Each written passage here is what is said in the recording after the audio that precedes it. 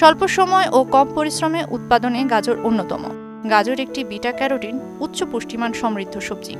নওগাঁ জেলার মান্দা উপজেলায় এবছর প্রায় ২৭ হেক্টর জমিতে গাজর চাষ হয়েছে। খরচের তুলনায় লাভ বেশি হওয়ায় দিন দিন গাজর চাষে স্থানীয় কৃষকদের আগ্রহও বাড়ছে।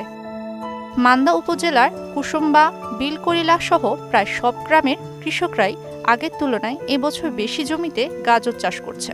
কোনো কোনো কৃষক বিঘা প্রতি ২০,০০০ টাকা করে বন্ধক নিয়ে গাজর চাষ করছে। লাভ বেশি হয় খুশি তারা। খরচ তুলনামূলক খুব একটা বেশি না, যার জন্য এলাকাতে গাজর খুব মানুষ বেশি করে। ভালো বেচলেও টাকা মোটামুটি ভালো পাওয়া যায়।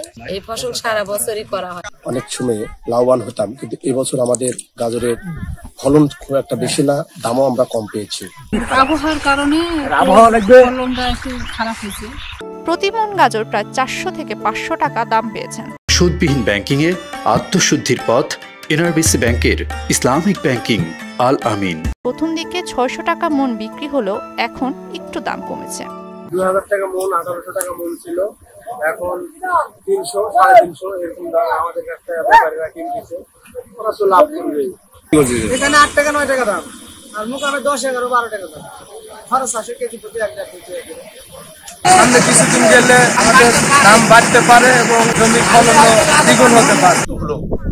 কৃষকেরা দুঃখ প্রকাশ করতেছে, এই গাজর যদি আমরা বাহিরের এলাকায় প্রচার করে দিতে পারতাম। মান্দা উপজেলার কৃষি কর্মকর্তা জানালেন, এই উপজেলায় ২৭ হেক্টর জমিতে গাজরের আবাদ হয়েছে, যা লক্ষ্যমাত্রা অতিক্রম করেছে। আমরা বিভিন্ন মাঠ ঘুরে দেখেছি যে গাজরের অবস্থা ভালো আছে। কৃষি বিভাগ থেকে পরামর্শ দেওয়া হচ্ছে। আমাদের এর আগে কিছুটা বীজ সংক্রান্ত বিষয়ে অনেক জায়গায় যাতে ঝামেলা না হয় সেজন্য আমরা সার্বক্ষণিক মনিটরিং করি। তিনি আরো বলেন, গাজর উৎপাদনে প্রতি হেক্টরে ১০ থেকে ১২ মেট্রিক টন হয়ে থাকে। দাম ভালো থাকায় চাহিদা রয়েছে ব্যাপক।